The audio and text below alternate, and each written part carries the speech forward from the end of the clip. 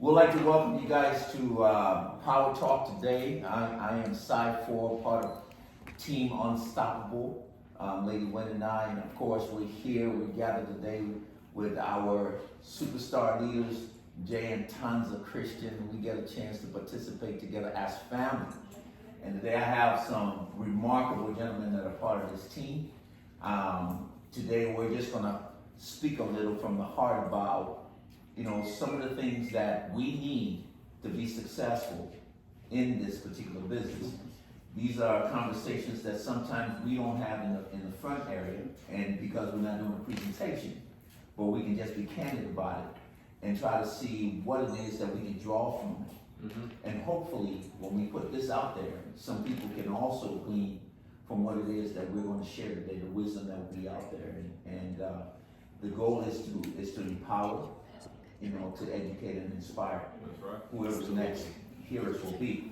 So I'm going to go around and have you guys introduce yourself and where you are on the team, where you're from, and then we'll go from there. Okay. Again, I'm Side 4. I'm the secondary on Team Unstoppable. And we are here today from the Washington D.C., Maryland area. Mm-hmm. Coming to come fellowship with you guys today. Share a little bit about you, man. And then you. Well, my name is Clinton Laurier. I'm a part of Team Legacy. I am a marketing director, and I'm so thankful that I got introduced to this business. Thank you. Hello, my name is Jeffrey Christian. I'm the senior broker in Team Elevate, part of the mentorship of Site and Edwina Ford. And I'm from the United States Virgin Islands, by way of California. I'm Dr. Joe Cannon out of the Bay Area, Senior Marketing Director, Team Legacy. And I'm actually over in Lathrop area now. I'm from Oakland, California, but reside now in Lathrop, California. Awesome. So I'm going to start with you, Doc. I'm going to start with you first. I believe my voice carries. The beauty of being in leadership. It was Tanza that said, and I agree with her, because when we start really cultivating the life of leadership, it takes on a different meaning. We can be managers, but then there's one thing to be a manager, is another thing to be a leader. That's right. Managers manage systems, leaders lead people.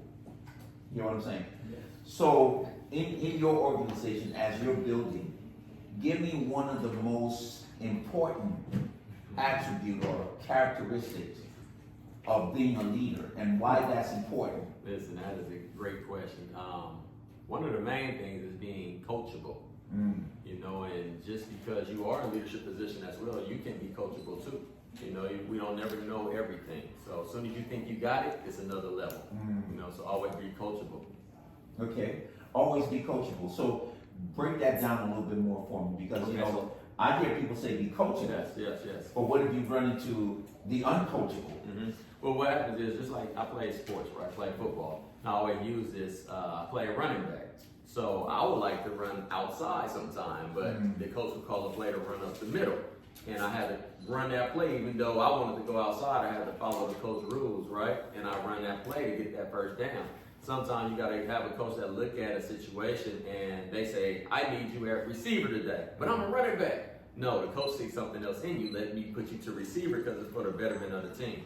So the same thing in his business. As an SMD, as a leader, you evaluate and see certain personalities, and you know how to place them, put them over here or put them over there to make the whole gel of the team work. That's what a leader has to be able to see. I like that. Leaders being able to identify the better part in their people, and then coaching too. That's right. Oh man, that's sweet. Jay, Superman. So what would you say the key attribute of leadership is that you have been able to cultivate to help build this team? What do you? Well, in building a team, you realize that in business, building a business team is different from a traditional team. A traditional team, people are told what to do. They get accustomed to be told what to do, and the value of who they are, which is called potential, is hidden. And it's always disciplined or directed by someone else based on the amount they want to take out for their benefit. And leadership, you allow people to, you cultivate people's full potential so that when you pull out their potential, what they actually birth or whatever they grow, they have the full net value of it rather than the gross value that's given as the benefit of others to benefit from, rather than when you do it here, everyone benefits as a whole. Let me ask you this question. It was Miles Monroe that once said that leadership, the true meaning of leadership, or how you identify leadership, is as looking at raw diamond. Correct. When you pick up a raw diamond, you see it in its messed up state. Yes. But you have to see beyond the dirt Yes. That's right. to see the value in the thing. Yes. And what I'm hearing you Preaching there. saying is that when you come around these people, or when you come around us, and when we come in, we may not know that value, like That's right. like Coach said, but you are able to see that Yes. that diamond, that gem in the mess, Yes. and now you start to cultivate, you start shaping. Yes. Is that what I'm hearing? Yes. Okay. Absolutely. Excellent. So it's all about mindset. Mindset. We often hear grow up, get a good education so you could get a good job. But what if they told us to grow up, fail forward while you're being educated so you can own your own business? That's a different language, Yes. but it's also a different mindset that's cultivated for failure as success rather than perfection as success. You segued into the next portion of this conversation, but I'm gonna hold on that. So failure, I heard it. Y'all got it right. Let's lock in on failure. We'll come back and address that, because I believe the limitation of certain people, many of us, is the mindset that we have towards failure. Correct. How our perception of failure, Yes. and how it's defined for us over time. Thank you. What about you, big man? What do you have for us, Clinton? What leadership attribute that you find is so needed in this organization with our team to take us to the next level? What do you? Well, first I'll put it all in faith. God has given us faculties that we may not realize is a gift. These tiny ears on our head, we gotta learn to listen. Listen. Goes to what Dr. Joe Cannon was saying, following the play. So when my coach calls the play, I follow it through. He may ask me to aim for 2, but I'm aiming for 4 because I want to push through what he's requesting, right? And being able to see, right? I'm blind, but without my glasses, I can't see anything. When you jumped into this business, it was a vision that someone presented to you, Right there. okay? Right there. And with the belief comes trust. These 2 gentlemen have led me along my journey, and I've trusted the process. And so my faculties is watching them. What I see them do, I can obtain. But I have to work hard for it. Absolutely. I have to work through my failures. A lot of people, what do you take in when you hear failure? What I hear is first attempt in learning. So when I fall, I get back up to continue to fight.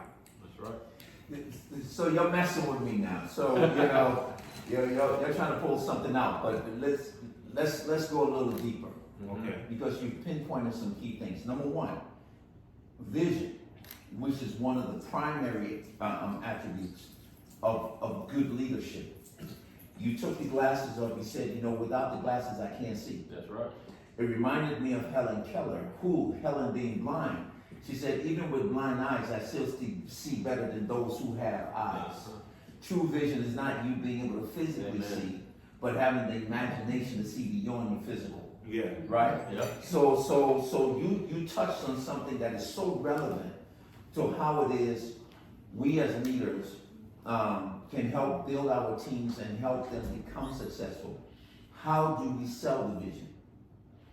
How do we write it? How do we make it plain? Mm-hmm. When we gather on our calls, what are we doing? Mm-hmm. Are we selling the vision of a better tomorrow? Are we selling the vision? Because what we sell them, then we coach them, right, coach? That's right. And we tell them to go do the same thing. That's too. right. Right? That's right. So that's what I'm hearing. Uh-huh. Oh man, that's very good. Now let's go to the second part. All right. Let's go to the second part. I'm excited. So you touched on failure. You touched on failure. One of the things that I think a lot of people have this misconception of failure. Most people think failure is fatal Mm-hmm. and final. Mm-hmm. What say you? I think the greatest lessons in life is learned in failure. But is it really failing? If Thomas Edison stopped, would we have light today? Mm.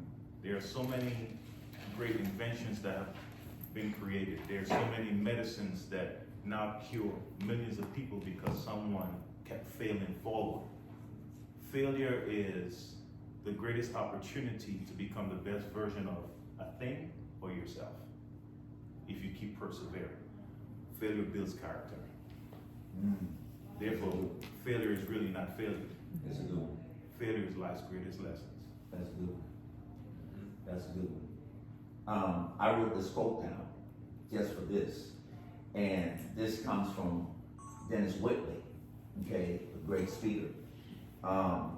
Failure should be our teacher, not our undertaker. Yes. Failure is delayed, not defeat. Then he goes on to say that it is a temporary detour, not a dead end. And failure is something we can avoid only by saying nothing, doing nothing, and being nothing. What do you say, Coach? Well, listening to failure reminds me of my mantra, right? In my mantra, I talk about how I say I'm a man of God, no weapon formed against me shall prosper, right? And I say that I will attract everything that's for me to me. Mm-hmm. I will not fail because failure is what it takes for me to succeed. You see, part of that failure, what it takes for you to succeed, when you make it through, you realize why I had to go through what I had to go through in order to become who I had to become, right? I heard it once said that adversity is what's used to shape you. Mm-hmm. Adversity is what's used to shape you, is to build you up, just like in the faith. I mean, a lot of times we get challenged to build up our faith, and when you overcome that, the next challenge comes, you know, okay, I can overcome this because I overcame that. Mm-hmm. So it's kind of like strengthening you, So failure is part of the process. Failure equals success, period. Absolutely. You gotta fail in order, and a lot of times you go fail before you succeed. I mean, when you look at Michael Jordan, he said he lost a lot of time before he finally won. You take a lot of shots before you hit the one, right? So you gotta just keep on going, just gotta persevere through it. So we have people who will come, Clinton, and they will say to us sometimes after they've come in, and their mindset is they come in chasing money, Yeah. than chasing the vision or staying with the process. Yeah. So when they hit these bumps in the road, then fear builds up. We're men of God. We know this to be true. God has not given us the spirit of fear, That's right. but of love, power, and of a sound mind. Right. Just those two on the other side of fear speaks to how it is we're able to achieve so much. Uh-huh. Jack Canfield said, on everything you want is on the other side of fear. Everything you want is on the other side of fear. How do we communicate that to our team, to everybody who we will meet along the way and don't know anything about the advantages that's there when you have a properly planned financial future? It scares them when we start talking about the death conversation. Uh-huh. What will happen to you? That's right. If something were to happen to you on the worst day of the life of your children and your family, what have you done to make sure it will be the best day of their future? Mm-hmm. Talk to me about that. Well, for me, the imagining where I can be opposed to where I am is a state of mind. Mm. I'm fearful of staying right where I am. I don't know how many know that when you stay complacent far as when people get sick and they lay there, where their body starts to deteriorate, it starts to shut down. So movement, right, is necessary. Yes, it's there for you. Our body is designed to heal itself, and that's why we have movement. We weren't born to stay in this very moment, right? But the moment that it clicks in your head, goes from your mind to your heart, it won't be about the money, because you're chasing something that is great. Yes.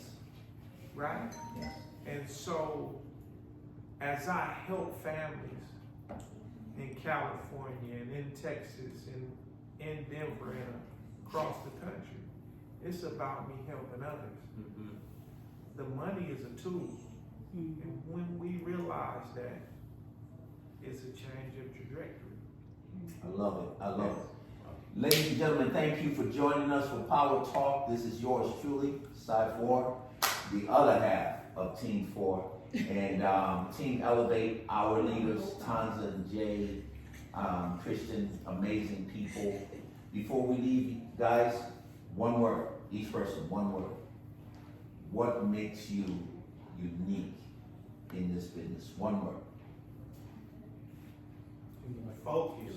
Focus. Mindset. Mindset. Discipline. Discipline. There it is, y'all. Focus, mindset, and discipline will take you to the next level, change the trajectory of your life. Have a good day.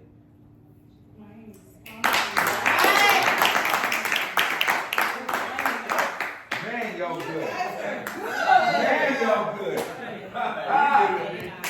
Man, y'all good. Man, y'all good. Stay ready, man.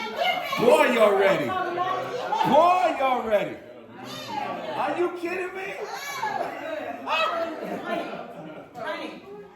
Y'all do that on the drop of a dime. Oh, I love it. Stay ready, ain't gotta get ready. I love it. I love it. I love it. That was good. Man. All right. Come on. Mr. Brandon. What we doing? So we're gonna do a 15-minute being in business marriage question. You guys ask the question. Oh. And then we'll do awards but you guys please eat. Everybody else Yes, eat. please eat. You're doing a 15-minute. Yeah.